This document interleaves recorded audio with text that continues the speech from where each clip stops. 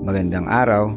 Sa video na ito ay papakita natin kung paano magpalit at mag-service ng jockey wheel o pulley wheels.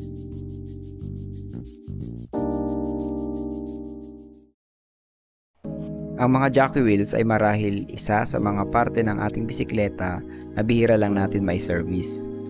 Pero dahil bahagi ito ng drivetrain, ang well-maintained na jockey wheels ay nakakadagdag sa efficiency ng pagbadyak sa ating bike. Konting kwento lang muna ha. 6 months ago na rin siguro noong nagpalit ako ng stock na jockey wheels sa mga aftermarket na nabili ko online. Pero sa totoo lang, medyo disappointed ako dahil ilang beses na ding nahulog ang kadena kapag nasa high speed. For example, habang ako'y lumulusong.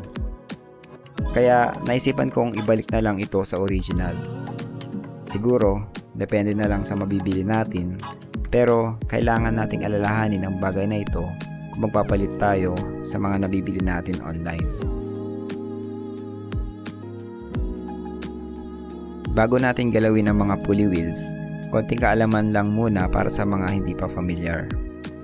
Alalahanin muna natin na hindi pareho ang mga jockey wheels ng ating bike.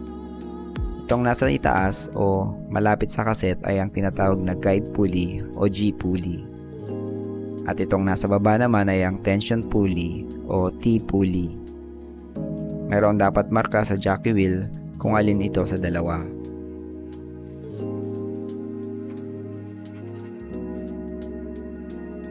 Ngayon ay subukan na nating palitan ang jockey wheels ng bike.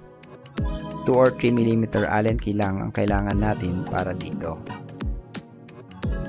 Una ay tanggalin natin ang likod na gulong ng ating bike.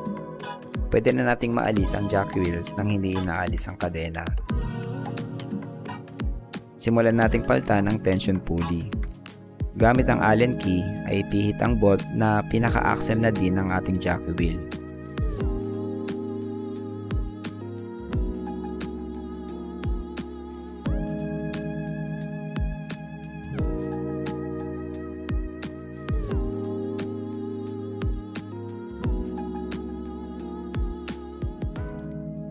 Kung magpapalit man tayo o mag-service lang, ito na ang panahon para i-lubricate ang pulley. Mayroong dalawang klase ng pulley. Ang unang klase ay itong may cartridge bearing sa gitna. Kapag ganitong type ang ating pulley, gumamit tayo ng grasa para i-repack ang loob ng cartridge bearing. Ang pangalawang klase naman ay ang metal o plastic bushing gaya nito. Pagdating dito, mayroong debate kung ano nga bang dapat gamitin. Pwedeng grasa dahil may added itong waterproofing. Pwede din namang lube na ginagamit natin sa kadena dahil mas madulas ang ikot nito kumpara sa grasa. Para sa akin ay kahit ano sa mga ito ay pwede dahil madali lang naman dapat i-service ang jockey wheels. Sa video na ito ay grasa ang ating gagamitin. Para sa may mga cartridge bearing, kalasin muna natin ang jockey wheel para ma-expose ang mismong bearing.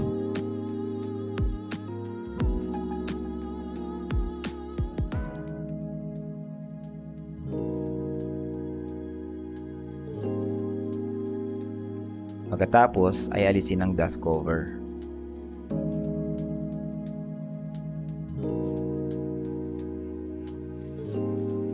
Pwede tayong gumamit ng degreaser kung matindi ang dumi nito. Siguraduhin lang nating natuyo ito ng mabuti bago natin lagyan ng grasa. Dito sa ating jockey wheels, sapat ng brush at panasan lang ito.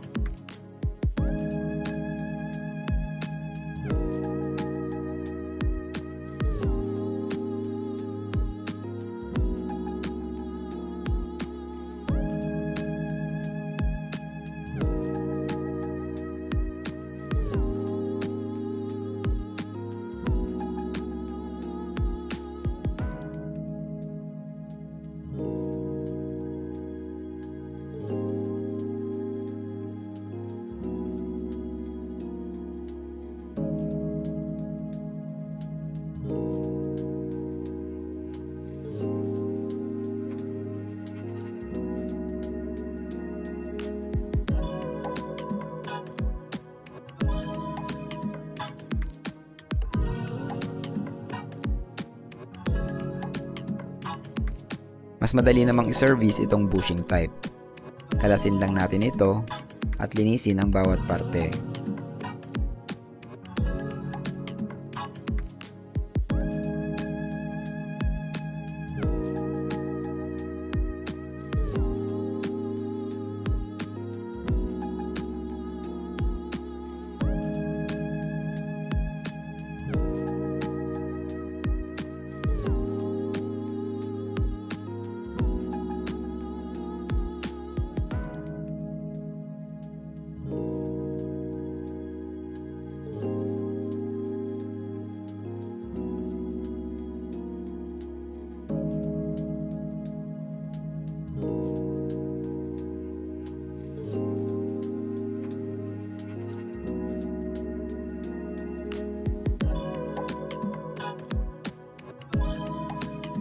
Pagkatapos ay pwede na nating lagyan ng grasa.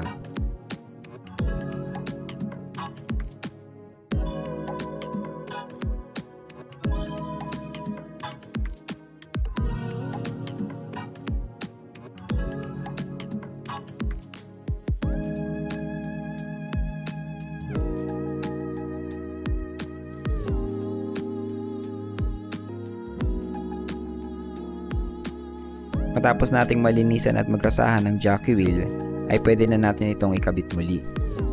Tandaan lang kung paano dapat nakapwesto yung kadena. Tapos, higpitan na natin ito gamit ang Allen key.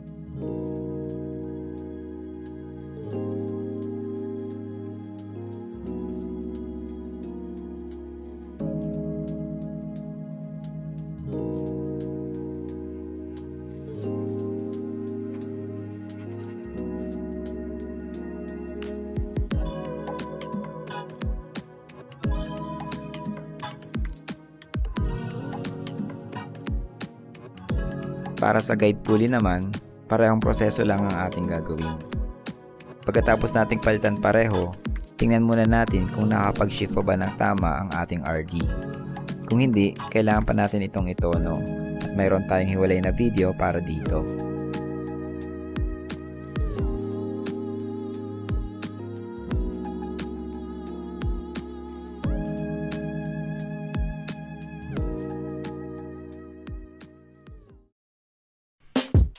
Kung mayroon kayong natutunan o di kaya ay nagustuhan ninyo ang inyong napanood, sana po ay i-like ninyo ang video.